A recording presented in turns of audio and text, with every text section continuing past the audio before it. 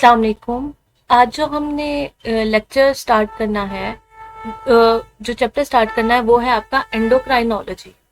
Endocrinology basically बोलते हैं endocrine glands की स्टडी को।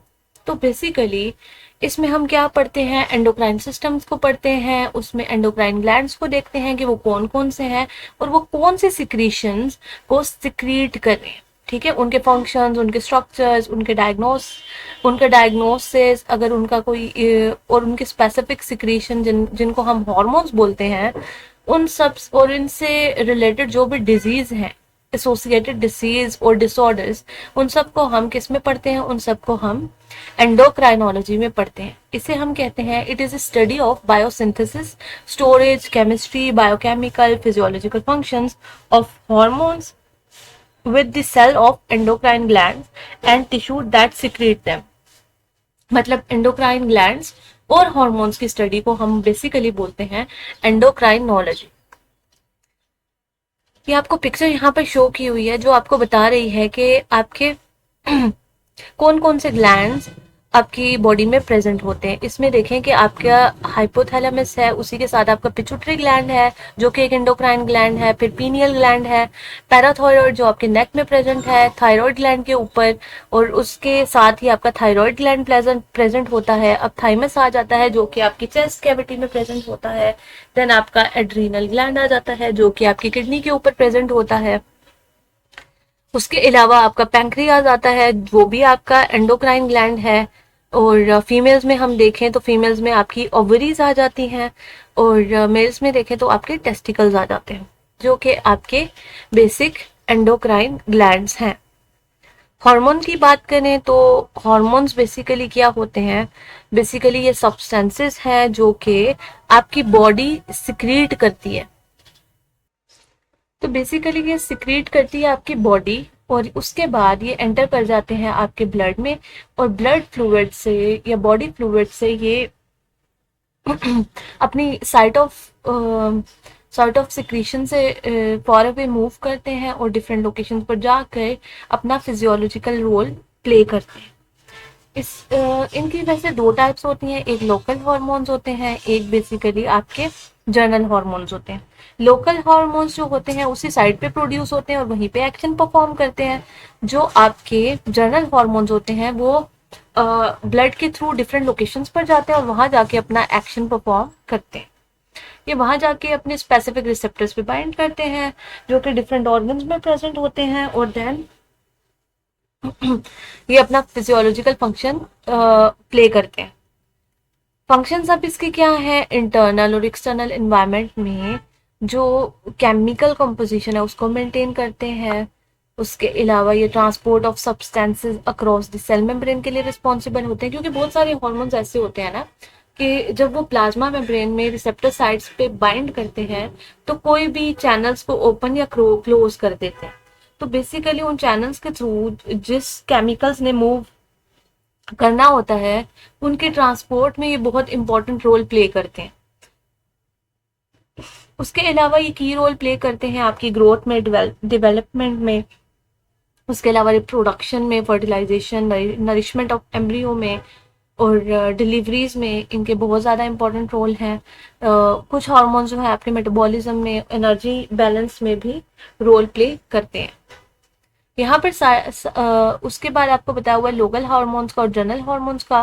तो लोकल हार्मोन्स आपके specific local specified local effect देते हैं जिनमें एसिटाइलकोलिन, सेक्रेटिनिन, उसके अलावा कोलिसिस्टोकाइनिन आ जाते हैं। जनरल हार्मोन्स आपके जो पॉइंट ऑफ सिक्रीशन होता है उससे फॉर अवे मूव करते हैं और वहां जाके अपना फंक्शन परफॉर्म करते हैं। इसमें आपके थायराइड हार्मोन, एस्ट्रोजन, प्रोजेस्टेरॉन, ये सारे आ जाते हैं। अब यहाँ पर आपकी एक पिक्चर बनी है जो कि आपकी हाइपोथैलेमस और पिट्यूटरी ग्लैंड की है, जिसमें आपको बताया हुआ है कि यहाँ पर नर्व इनके साथ कनेक्टेड है, पोस्टीरियर पिट्यूटरी है, इंटीरियर पिट्यूटरी है, पिट्यूटरी फोसा है, और आपका स्टॉक ऑफ पिट्यूटरी ग्लैंड है जो इसने कनेक्ट किया हुआ है आपके हाइपोथैलेमस को आपके पिट्यूटरी ग्लैंड के साथ। अच्छा, उसके बाद आपकी आ जाती है classification of hormones on the basis of their site of production, कि जिस एरिया से ये रिलीज होते हैं उस बेसिस पे इनकी क्लासिफिकेशन कौन कौन सी है। तो सबसे पहले आपका पिट्यूटरी ग्लैंड आता है और उसमें भी एंटीरियर पिट्यूटरी को देख लेते हैं कि एंटीरियर पिट्यूटरी से आपके कौन कौन से हार्मोन प्रोड्यूस होते हैं।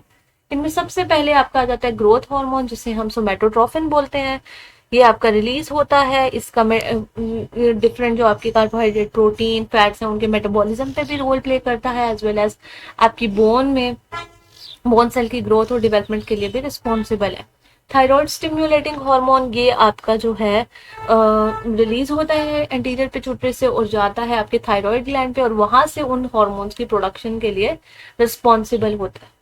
एड्रीनोकॉर्टिकोट्रोफिन हार्मोन ये स्ट्रेस हार्मोन है, इमरजेंसी कंडीशन में यूजुअली आपका रिलीज होता है और जाकर ये एक्ट करता है एड्रीनल ग्लैंड पे, जो कि आपकी किडनी के ऊपर प्रेजेंट होता है और वहां से फिर ये डिफरेंट हार्मोन्स की प्रोडक्शन करवाता है। देन आपका फॉलिक्यूलर स्टिमुलेटिंग हार्मोन और ल्यूटिनाइजिंग हार्मोन ये जो है ये आपकी ओवरीज पे एक्ट करते हैं, ठीक है। और प्रोलैक्टिन जो है वो बेसिकली आपकी मेमोरी ग्लैंड पर एक्ट करता है। पोस्टीरियर पिट्यूटरी ग्लैंड की बात करें तो वो वेसोप्रेसिन और एंटी डायूरेटिक हार्मोन और ऑक्सीटोसिन रिलीज करता है। वेसोप्रेसिन और एंटी डायूरेटिक हार्मोन जो है इसका क्या है, ये बेसिकली आपकी किडनीज पर काम करता है और जो हमने यूरिनरी ट्रैक वाले चैप्टर में पढ़ा था कि कंसंट्रेटेड और डाइल्यूटेड यूरिन के बैलेंस के लिए बेसिकली ये रिस्पॉन्सिबल होता है। ऑक्सीटोसिन जो है वो आपका यूट्रस पे भी एक्ट करता है, आपकी मेमोरी ग्लैंड्स पर भी एक्ट करता है और अपना फंक्शन परफॉर्म करता है। उसके बाद आ जाता है एड्रीनल ग्लैंड। एड्रीनल ग्लैंड के दो पार्ट होते हैं, एक एड्रीनल कॉर्टेक्स, एक एड्रीनल मेड्यूला। एड्रीनल कॉर्टेक्स जो होता है आउटर मोस्ट पार्ट होता है जो डिफरेंट हार्मोन रिलीज करता है, जिसमें आपके मिनरेलोकॉर्टिकॉइड्स, ग्लूकोकॉर्टिकॉइड्स और सेक्स हार्मोन आते हैं। मिनरेलोकॉर्टिकॉइड को एल्डोस्टेरोन भी बोलते हैं, ग्लूकोकॉर्टिकॉइड्स को कॉर्टिसोल्स और जो आपके सेक्स हार्मोन्स हैं उनमें आपके एड्रीनल एंड्रोजन्स आ जाते हैं। उसके बाद आपका आ जाता है एड्रीनल मेड्यूला। जो मेड्यूला है वो आपका एपिनेफ्रिन और नोर एपिनेफ्रिन के रिलीज के लिए रिस्पॉन्सिबल होता है, ठीक है, जिसे हम एड्रीनालिन या नोर एड्रीनालिन भी बोलते हैं। अच्छा, उसके बाद जो है आपकी यहाँ पर पैंक्रियाटिक सेल्स बने हुए हैं जिनमें आपके हमने पैंक्रियाज में डिस्कस किया था कि पैंक्रियाज जो है वो आपका एंडोक्राइन ग्लैंड भी है एज वेल एज आपका एक्सोक्राइन ग्लैंड भी है। तो बेसिकली जो इसके अगर हम एंडोक्राइन फंक्शंस को देखें तो इसमें एंडोक्राइन जो सेल्स हैं वो अल्फा सेल्स, बीटा सेल्स और आपके डेल्टा सेल्स प्रेजेंट होते हैं। अल्फा सेल्स आपका ग्लूकागॉन रिलीज करते हैं, बीटा सेल्स आपका इंसुलिन रिलीज करते हैं और जो आपके डेल्टा सेल्स होते हैं वो आपका सोमैटोस्टैटिन रिलीज करते हैं। उसके बाद आपका आ जाता है thyroid gland. Thyroid gland basically T3, T4 और कैल्सिटोनिन रिलीज करता है। T4 थायरोक्सिन को बोलते हैं, T3 ट्राई आयोडोथायरोनिन को बोलते हैं। उसके बाद पैराथायराइड ग्लैंड है जो कि पैराथोरोमोन या फिर आपका पैराथायराइड हार्मोन रिलीज करता है। ये आपके थायराइड ग्लैंड के ऊपर ही ग्लैंड बेसिकली प्रेजेंट होता है। अब ये जो पैराथायराइड हार्मोन है ये आपका ना जो कैल्सिटोनिन और पैराथायराइड हार्मोन है ये एक दूसरे के बिल्कुल ऑपोजिट फंक्शन परफॉर्म करते हैं, ठीक है। अगर एक ब्लड कैल्शियम लेवल को इंक्रीज करे तो दूसरा ब्लड कैल्शियम लेवल को डिक्रीज करते हैं, ठीक है।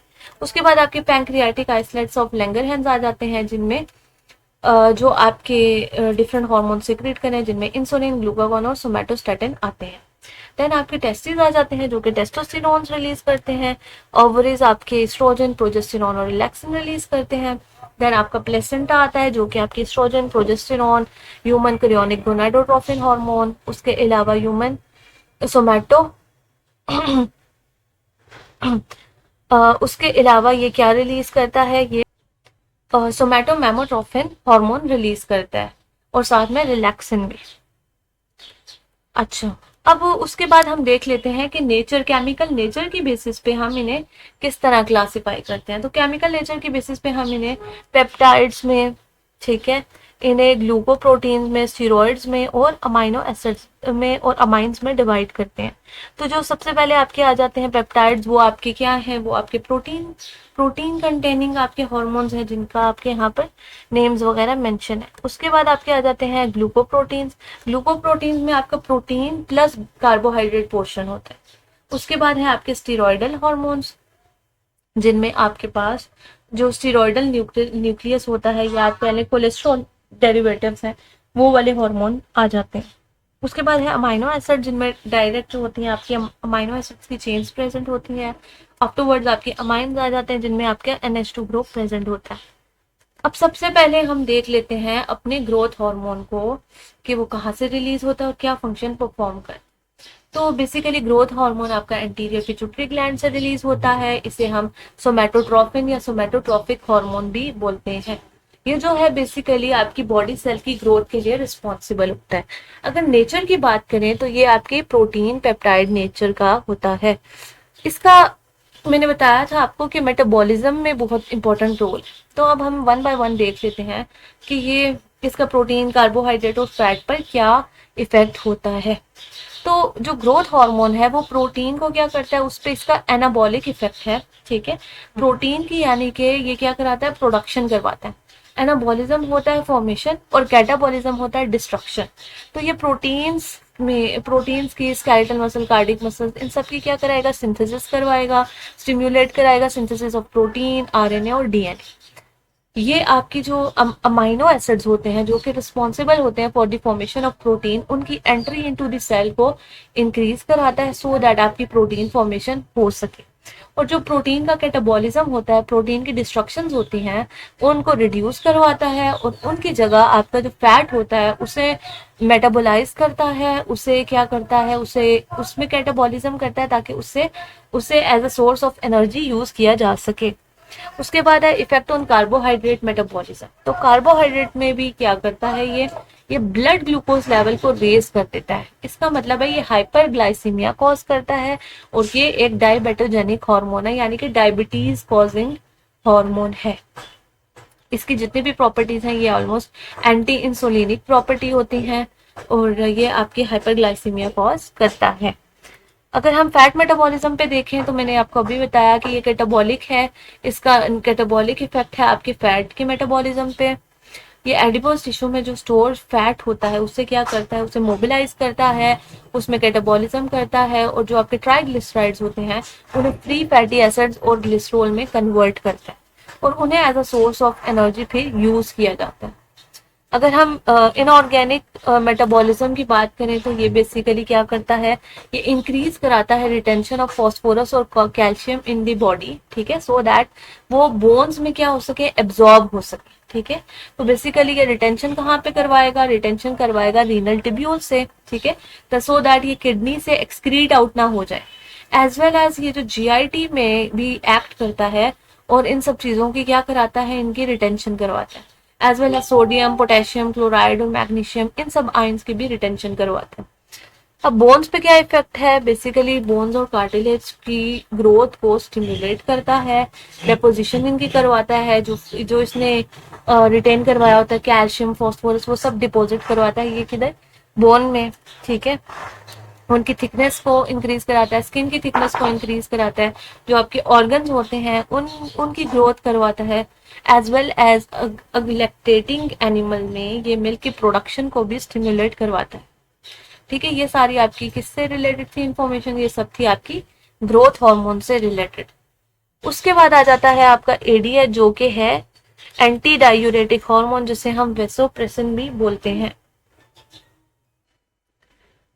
ये जो आपका ADH होता है या वेसोप्रेसिन होता है, ये हमने किडनी वाले चैप्टर में भी पढ़ा था कि ये आपके रीनल टिब्यूल्स पे एक्ट करता है और आपकी क्या करता है, जो डायूरेटिक यूरिन होता है उसकी फॉर्मेशन को इनहिबिट करता है, यानी ये कंसंट्रेटेड यूरिन की फॉर्मेशन करता है और आपकी जो वाटर है जिसकी आपकी बॉडी में कमी हुई होती है उसको रिटेंट करवाता है और उसको पूरा करता है। ठीक है, ये बेसिकली आपके पोस्टीरियर पिट्यूटरी ग्लैंड से रिलीज होता है और ये तब रिलीज होगा जब आपकी बॉडी में वाटर लॉस हो चुका होता है और वाटर की डेफिशिएंसी होती है। अच्छा, ये भी एक पॉलीपेप्टाइड हार्मोन है। इसका एक्शन कहाँ कहाँ पर है, सबसे पहले ये किडनी पे एक्शन परफॉर्म करता है। किडनी पे जो अभी हमने डिस्कस किया कि जो आपकी कलेक्टिंग टिब्यूल्स होती हैं बेसिकली, वो कलेक्टिंग टिब्यूल्स ही कलेक्टिंग ट्यूब्यूल्स पे काम करता है और वाटर और सोडियम की रिटेंशन करवाता है और आपकी फिर कंसंट्रेटेड यूरिन की फॉर्मेशन होती है। वेस्कुलर स्मूथ मसल्स पे देखें तो ये क्या करते हैं, ये वेजो जो आर्ट्रियोल्स हैं उनमें कंस्ट्रिक्शन करवाते हैं। अब उस कंस्ट्रिक्शन की वजह से क्या होता है, आपका ब्लड प्रेशर रेज करता है और इसी इफेक्ट की वजह से इसका नाम वेसोप्रेसिन भी है। अच्छा, ये जो है अगर आपका लॉस ऑफ ब्लड हो जाए और हेमरेज के केस में एडीएच दिया जाता है सो दैट आपका ब्लड वॉल्यूम को क्या किया जा सके, उसको फर्दर ये जो है उसको उसके लॉस को प्रिवेंट किया जा सके। अदर एक्शन देखें तो आपके जीआईटी पे, बाइल डक्ट पे, यूट्रस पे भी इनके हैं, वहां पर ये कॉन्ट्रैक्शंस के लिए रिस्पॉन्सिबल होते हैं। उसके बाद आपका आ जाता है ऑक्सीटोसिन। ऑक्सीटोसिन आपका कौन सा हार्मोन है, ये ऐसा हार्मोन है जो आपकी पोस्टीरियर पिट्यूटरी ग्लैंड से रिलीज होता है और इसमें क्या है, ये आपका जो है ये भी अमाइनो एसिड नेचर के ही होते हैं। ये आपके यूट्रस पे एक्ट करते हैं या आपके मेमरी ग्लैंड्स पे एक्ट करते हैं। यूट्रस पे देख लेते हैं, यूट्रस के जो मसल्स होते हैं बेसिकली मायोमेट्रियम, उनमें ये कंट्रैक्शंस करवाता है और ड्यूरिंग द चाइल्ड बर्थ ये क्या करता है, रोल प्ले करता है उन कंट्रैक्शंस को फर्दर स्टिम्युलेट करके। अगर मेमरी ग्लैंड्स की बात करें तो ये बेसिकली ब्रेस्ट में मेमरी ग्लैंड पर एक्ट करता है और इजेक्शन ऑफ मिल्क में रिस्पॉन्सिबल होता है। अब स्टिम्युलस क्या होता है आपके मिल्क इजेक्शन का, सकलिंग होती है, handling of breast by a baby, crying of baby और साइट और साउंड ऑफ अ बेबी। ठीक है, ये सारी चीजें क्या हैं, ये सारी चीजें आपकी मिल्क इजेक्शन में रोल प्ले करती हैं। उसके बाद है आपका इफेक्ट ऑन द फर्टिलाइजेशन। तो बेसिकली ये जो आपकी ऑक्सीटोसिन है ये नर्वस रिफ्लेक्स के थ्रू, यूट्राइन कॉन्ट्रैक्शन के थ्रू ये क्या करते हैं, ये आपकी फ्लोपियन ट्यूब को और आपके सेमिनल फ्लूइड को क्या करते हैं, उसकी एक्सेलरेट करते हैं, उसको फैसिलिटेट करते हैं और फेवर करते हैं फर्टिलाइजेशन के प्रोसेस को। उसके बाद आपका आ जाता है इफेक्ट ऑन ब्लड वेसल। तो ब्लड पे ये है कि वेजो डायलेशन करवाते हैं और ब्लड प्रेशर को ये लो करवा देता है। पिट्यूटरी ग्लैंड पे देखें तो पिट्यूटरी ग्लैंड में ये प्रोलैक्टिन की जो है सिक्रीशन उसको इनहिबिट करते हैं और जो एक प्रोलैक्टिन की सिक्रीशन को ये इंक्रीज कराते हैं। ठीक है, और जो एडीएच है उसकी सिक्रीशन को ये क्या कराते हैं, डिक्रीज करवाते हैं। और अगर इसकी इंडिकेशन देखेंगे ये किस किस एलिमेंट्स में यूज होता है तो ये बेसिकली इंडक्शन ऑफ लेबर और ट्रीटमेंट ऑफ यूट्राइन हेमरेज में यूज होता है। उसके बाद आपका आ जाता है कैल्सिटोनिन। कैल्सिटोनिन जो है और आपका पैराथायरॉयड हार्मोन है ये एक दूसरे के बिल्कुल ऑपोजिट काम करते हैं। कैल्सिटोनिन आपके थायराइड ग्लैंड से रिलीज होता है और ये बेसिकली कैल्शियम और फॉस्फेट के लेवल को मेंटेन करने के लिए रिस्पॉन्सिबल है। ये भी बेसिकली अमाइनो एसिड हैं और इसमें कितने अमाइनो एसिड प्रेजेंट होते हैं, इसमें 32 अमाइनो एसिड प्रेजेंट होते हैं। इसका कैल्शियम पे सबसे पहले देख लेते हैं कि कैल्शियम ब्लड कैल्शियम लेवल पे इसका क्या इफेक्ट होता है। तो ये बेसिकली डिक्रीज करता है ब्लड कैल्शियम लेवल को और बोन कैल्शियम लेवल को रेज करता है। तो बेसिकली ये जो ऑस्टियोसाइटिक एक्टिविटी या ऑस्टियोक्लास्टिक एक्टिविटी होती है, बोन रिजॉर्प्शन एक्टिविटी, उसको ये डिक्रीज करता है। ऑस्टियोब्लास्टिक एक्टिविटी जो बोन फॉर्मेशन वाली एक्टिविटी होती है उसको इंक्रीज करता है। एज वेल एज ये जो बोन रिमॉडलिंग वगैरह होती है उसको भी ये डिक्रीज करता है। अगर हम जीआईटी पे इसका इफेक्ट देखें तो डिक्रीज कैल्शियम एब्जॉर्प्शन करता है फ्रॉम इंटेस्टाइन। ठीक है, ताकि ताकि जो है आपका ब्लड कैल्शियम लेवल को डिक्रीज किया जा सके और उसका लॉस होता है फिर फेसेस में। उसके बाद किडनी पे भी एक्ट करता है और कैल्शियम के रिटेंशन को प्रिवेंट करता है और इसकी रीअब्जॉर्प्शन को डिक्रीज करता है और यूरिन के थ्रू इसकी एक्सक्रीशन को फैसिलिटेट करता है। फॉस्फेट में भी यही करता है कि इंक्रीज करता है urinary excretion of phosphate. Regulation of calcitonin. Calcitonin कब रिलीज होगा, जब आपका ब्लड कैल्शियम लेवल इंक्रीज हो जाता है तब आपका कैल्सिटोनिन रिलीज होता है। और कैल्सिटोनिन की प्रोडक्शन डिक्रीज होती है जब आपकी जो प्लाज्मा कंसंट्रेशन ऑफ कैल्शियम है वो क्या हो जाए, डिक्रीज हो जाए। ठीक है, और अगर आपकी प्लाज्मा कंसंट्रेशन बहुत डिक्रीज हो जाए तो आपका फिर देन पैराथायरॉयड हार्मोन रिलीज होता है जो कि आपकी फिर ये जितनी आपने अभी एक्टिविटीज देखे इन सबका रिवर्स करेगा और ब्लड कैल्शियम लेवल को रेज कर देगा। उसके बाद आपका आ जाता है एल्डोस्टेरोन। एल्डोस्टेरोन बेसिकली हार्मोन जो था वो आपके कहाँ से रिलीज होता है, ये आपके एड्रीनल कॉर्टेक्स से रिलीज होता है, और किस जो आउटर मोस्ट उसकी लेयर होती है जोन ग्लोमेरुलोसा, उससे ये रिलीज होता है। अब इसका इफेक्ट कहाँ कहाँ है, सबसे पहले ये रीनल ट्यूब्यूल्स पे ही एक्ट करता है, और आपके जो बॉडी में जो सॉल्ट और वाटर की कंसंट्रेशंस है, ठीक है, उसके लिए बेसिकली ये रिस्पॉन्सिबल है, उस वाटर सॉल्ट बैलेंस के लिए। इलेक्ट्रोलाइट बैलेंस करवाता है, ठीक है। ये बेसिकली असेंडिंग लिम्ब पे, डिसेंडिंग लिम्ब पे, loop of Henle, distal convoluted tubule और कलेक्टिंग ट्यूब्यूल्स पर काम करता है। ये क्या करता है, इंक्रीज करता है रीअब्जॉर्प्शन ऑफ सोडियम, और उसके एक्सचेंज में पोटेशियम और हाइड्रोजन का एक्सचेंज करवाता है, उसका लॉस करवाता है। अब जो दूसरे नंबर पे है ये कि जो एल्डोस्टेरोन है ये आपकी लॉस ऑफ सोडियम को प्रिवेंट कराता है in the urine. Afterwards potassium तो लॉस होगा आपका, क्योंकि वो इसके पैरेलल में मूव कर रहा होता है, ठीक है, आयनिक एक्सचेंज में। उसके बाद आपका ये है कि अगर excessive amount of aldosterone release हो जाता है तो आपका हाइपोकैलिमिया हो सकता है एंड मसल पैरालिसिस भी हो सकता है। हाइपोकैलिमिया कहते हैं डिक्रीज पोटेशियम लेवल को। तो बेसिकली एल्डोस्टेरोन किसके लिए रिस्पॉन्सिबल है, ये वाटर एब्जॉर्प्शन के लिए और सोडियम वाटर ग्रेडियंट को मेंटेन करने के लिए बॉडी में रिस्पॉन्सिबल होता है। और ये जो आपका इंक्रीज करता है किसको, एक्स्ट्रा सेलुलर फ्लूइड के वॉल्यूम को। अगर हम जर्नल इसका इफेक्ट देखें सर्कुलेशन पे, तो क्योंकि ये अब फ्लूइड की रिटेंशन करवा रहा है तो ये क्या करेगा, ब्लड वॉल्यूम को इंक्रीज करेगा, और ब्लड वॉल्यूम अगर इंक्रीज हो रहा है तो उसके रिजल्ट में आपकी क्या होगी, कार्डिक आउटपुट भी इंक्रीज होगी, और कार्डिक आउटपुट जब इंक्रीज होती है तो उसके रिजल्ट में आपका ब्लड प्रेशर भी रेज होता है, ठीक है, और विनस रिटर्न भी इंक्रीज होता है। तो ये बेसिकली इंक्रीज करवा देता है आपके ब्लड प्रेशर को। फिर आपके जो स्वेट ग्लैंड्स हैं या सलाइवरी ग्लैंड्स हैं, उनमें ये क्या करते हैं, उनमें भी ये क्या करते हैं, सोडियम और क्लोराइड की रिटेंशन रीअब्जॉर्प्शन कराते हैं और पोटेशियम का लॉस करवा देते हैं। जीआईटी में भी सेम इफेक्ट करेगा कि सोडियम और क्लोराइड की एब्जॉर्प्शन करवाएगा मैक्सिमली, ठीक है, और सो दैट उनके लेवल को, ब्लड सोडियम लेवल को रेज किया जा सके। तो ये बेसिकली आपका क्या किसका फंक्शन है, ये बेसिकली आपकी एल्डोस्टेरोन जो कि आपके एड्रीनल ग्लैंड से रिलीज होता है उसका फंक्शन।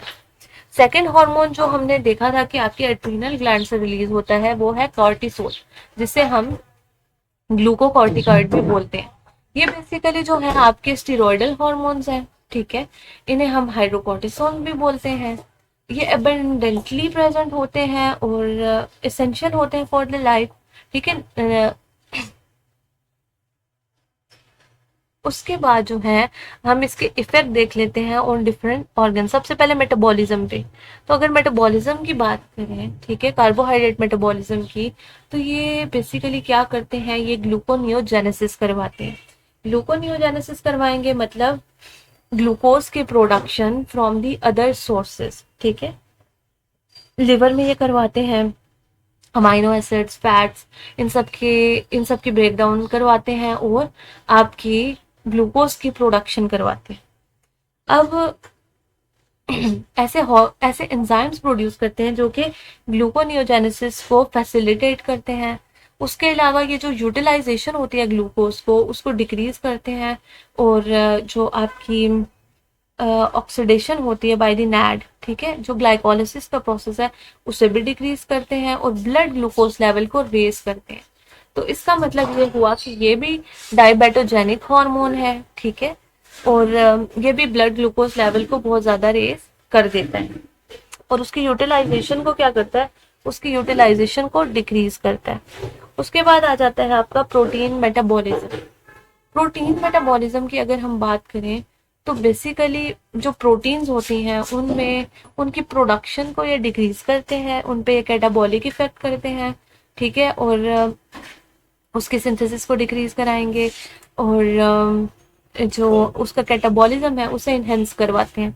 इसी तरह फैट मेटाबॉलिज्म में ये क्या करते हैं कि मोबिलाइज करते हैं फैटी एसिड्स को फ्रॉम एडिपोज टिश्यू, और जो आपकी ब्लड कंसंट्रेशन होती है ना फैटी एसिड्स की, उनको रेज करते हैं, ठीक है, ताकि आपकी जो फैटी एसिड है उन्हें यूज करके आपकी एनर्जी की जो कंजम्पशन है या एनर्जी की रिक्वायरमेंट है उससे पूरा किया जा सके।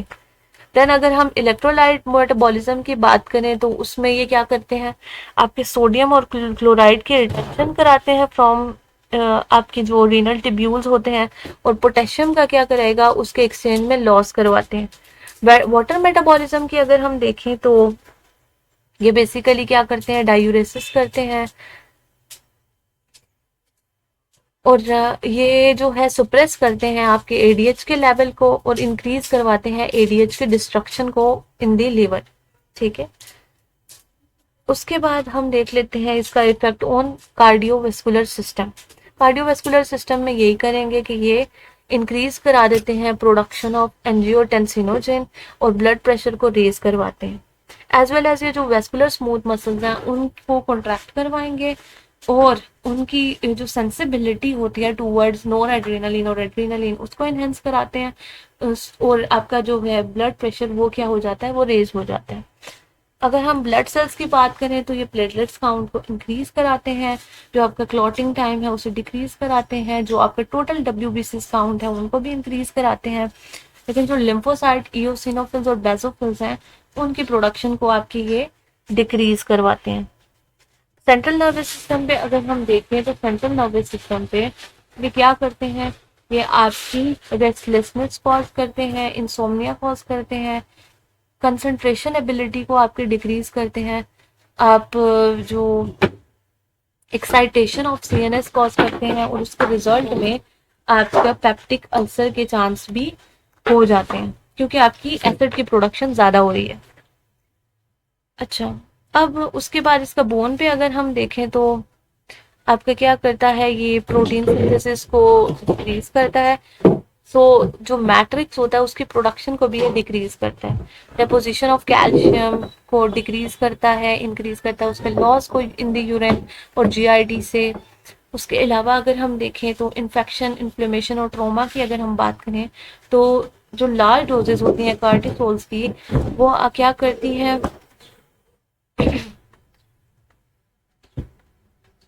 ये आपके लिम्फोइड्स टिश्यू जो होते हैं उनको बेसिकली क्या करती हैं, डैमेज करती हैं, और उसके रिजल्ट में फिर आपकी एंटीबॉडीज की फॉर्मेशन भी क्या होती है, डिक्रीज हो जाती है।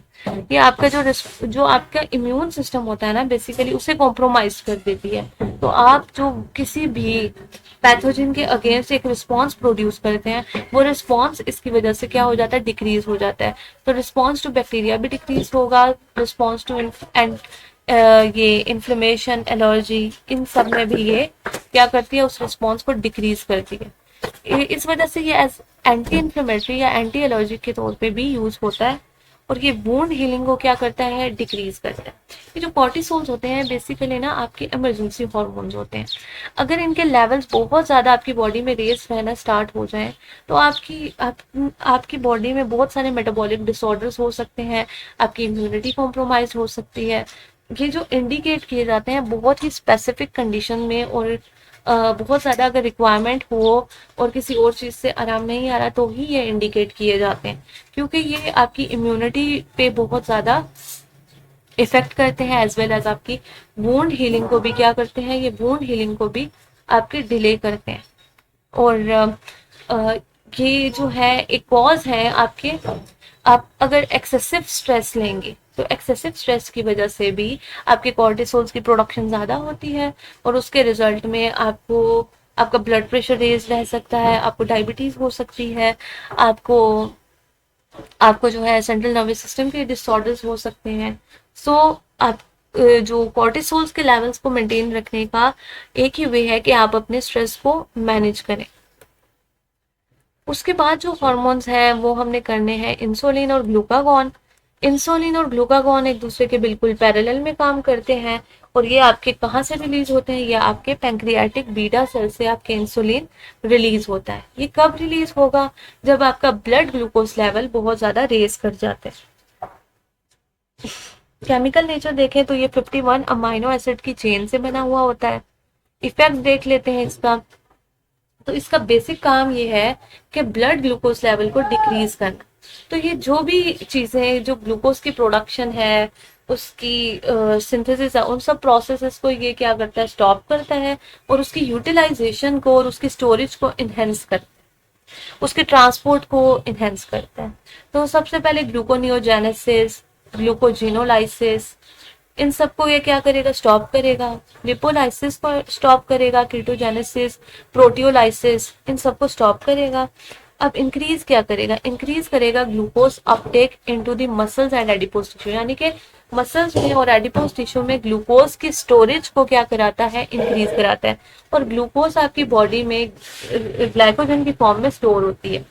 उसके अलावा ग्लाइकोलिसिस का जो प्रोसेस है, ब्रेक डाउन ऑफ ग्लूकोज, उसको इंक्रीज कराता है, as well as glycogen synthesis को इंक्रीज कराता है, प्रोटीन सिंथेसिस को इंक्रीज कराता है, और जो आपका अपटेक ऑफ आयंस है, स्पेशली पोटेशियम और फॉस्फोरस, उसको क्या करेगा, उसके अपटेक को इंक्रीज कराता है। कार्बोहाइड्रेट मेटाबॉलिज्म में हमने अभी देख लिया कि ये बेसिकली वो सारे प्रोसेसेस करेगा जो कि कार्बोहाइड्रेट की क्या कहते हैं, उनकी फॉर्मेशन को स्टॉप करें और उनकी डिस्ट्रक्शन को फैसिलिटेट करें, सो दैट जो ब्लड ग्लूकोज लेवल है उसको क्या किया जा सके, उसको रिड्यूस किया जा सके। इनकी बेसिकली ये क्या कराता है, ये आपके muscle, adipose tissue, heart, smooth muscles, uterus, ठीक है, इन सब में क्या कराएगा, इन सब में ग्लूकोज की डेपोजिशन करवाता है। उसके साथ साथ जो है ये आपके, और जो आपकी ग्लूकोज एंट्री होती है into the brain and RBC, उसको भी रिड्यूस करवाता है। और इंक्रीज क्या कराता है, ग्लूकोज की यूटिलाइजेशन को, उसकी स्टोरेज को, और उसके कन्वर्जन, और ग्लूकोज के कन्वर्जन को जो कि ग्लाइकोजन में होगा या फिर फैट्स वगैरह में होता है, और देन वो स्टोर हो जाते हैं एडिपोज टिश्यू में। फैट मेटाबॉलिज्म की बात करें तो फैट मेटाबॉलिज्म को क्या करता है, ये प्रिवेंट करता है और उसकी सिंथेसिस को इनहेंस करता है। और इसके लिए जो एंजाइम रिस्पॉन्सिबल होता है, जो कि आपका acetyl S coenzyme A carboxylase, ये इस बेसिकली इस कन्वर्जन के लिए रिस्पॉन्सिबल होता है। फैटी एसिड जो होते हैं यूटिलाइज होते हैं फ्रॉम ट्राइग्लिसराइड्स, ठीक है, और ये जाकर फैटी एसिड्स बेसिकली इसमें कन्वर्ट हो जाते हैं और वो फिर फर्दर जाकर आपके एडिपोज टिश्यू में जाके स्टोर हो जाते हैं। अब इनहिबिट कराता है ये हाइड्रोलिसिस ऑफ ट्राइग्लिसराइड्स को, यानी कि ट्राइग्लिसराइड्स की ब्रेकडाउन को ये प्रिवेंट करवाता है। उसके बाद प्रोटीन पे देखें तो प्रोटीन में ये क्या कराएगा, एक्टिव ट्रांसपोर्ट करवाएगा अमाइनो एसिड्स की into the cell, so that आपकी प्रोटीन की सिंथेसिस हो सके, ठीक है। ये बेसिकली आपके मैसेंजर आरएनए जो है, राइबोसोम्स, मैसेंजर आरएनए वगैरह, उनके सिंथेसिस करवाता है, उसे प्रोमोट करवाता है, सो दैट आपकी न्यू प्रोटीन की सिंथेसिस हो सके। इसके अलावा जो ट्रांसक्रिप्शन का प्रोसेस होता है, डीएनए से जो आपका बेसिक आरएनए, जो आपका डीएनए से आरएनए बनता है, उस प्रोसेस को फैसिलिटेट करता है। जो प्रोटीन कैटाबॉलिज्म होता है या प्रोटीन की डिस्ट्रक्शन होती है, उस प्रोसेस को प्रिवेंट करता है और इनहिबिट करता है आपके gluconeogenesis from amino acid. Gluconeogenesis का मतलब होता है ग्लूकोज की फॉर्मेशन फ्रॉम अदर सोर्सेस, ठीक है, अदर देन कार्बोहाइड्रेट्स। तो बेसिकली अमाइनो एसिड से भी आपकी ग्लूकोज की प्रोडक्शन होती है, उस सब प्रोसेस को ये क्या कर देता है, स्टॉप कर देता है। ग्रोथ पे अगर देखें तो ये आपकी इसेंशियल फॉर ग्रोथ है, और क्योंकि ये इंक्रीज कर रहा है आपकी प्रोटीन फॉर्मेशन को, ठीक है। ग्लूकागॉन को देख लें तो ग्लूकागॉन आपके अल्फा सेल से रिलीज होता है, पैंक्रियाटिक अल्फा सेल से, और ये कब रिलीज होगा, जब आपका ब्लड ग्लूकोज लेवल हो जाता है डिक्रीज। इसमें 29 अमीनो एसिड्स प्रेजेंट होते हैं। कार्बोहाइड्रेट पे देखें तो ये हाइपरग्लाइसीमिया कॉज करेगा, ग्लूकोजिनोलाइसिस को जो है ग्लाइकोजिनोलाइसिस उसको प्रोमोट करेगा, आपकी ग्लूकोनियोजेनेसिस को प्रोमोट करेगा, आपकी जो प्रोटीन मेटाबॉलिज्म है उसको क्या करेगा, मेटाबॉलिज्म और उसके डिस्ट्रक्शन को इंक्रीज करेगा, उसकी सिंथेसिस को डिक्रीज करेगा।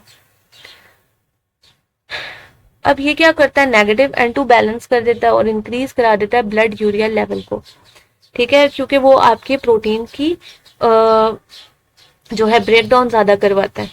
फैट मेटाबॉलिज्म में जो आपके फ्री जो फैटी एसिड्स हैं जो कि डिपॉजिट होते हैं एडिपोज टिश्यू में, उनको मोबिलाइज कराता है फ्री फैटी एसिड में और ग्लिसरॉल्स में, ठीक है, इनहिबिट कराता है उनकी स्टोरेज को, उनकी यूटिलाइजेशन को इंक्रीज कराता है और ग्लूकोनियोजेनेसिस करवाता है फ्रॉम ग्लिसरॉल।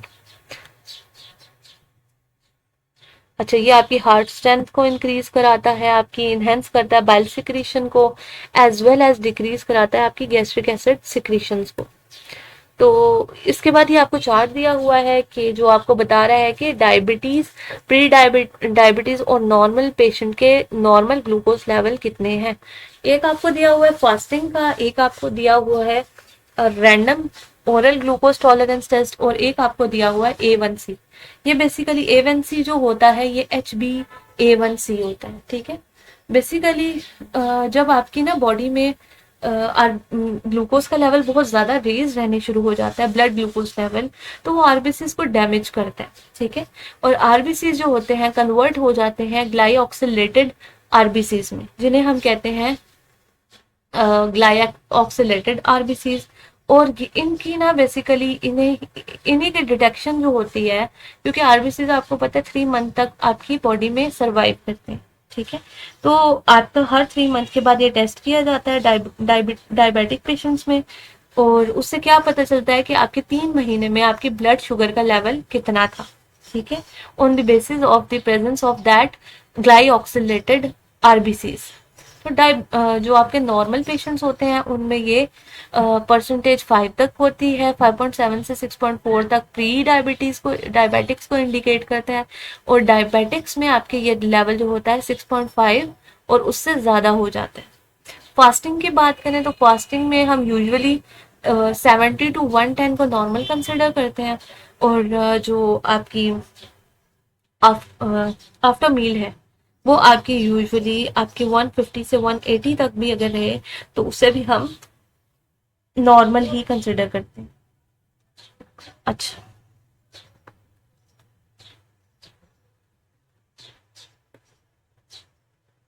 ये सारी आपकी किससे थी, ये आपका लास्ट चैप्टर था जो कि हमने फिजियोलॉजी का डिस्कस कर लिया है। अल्लाह हाफिज।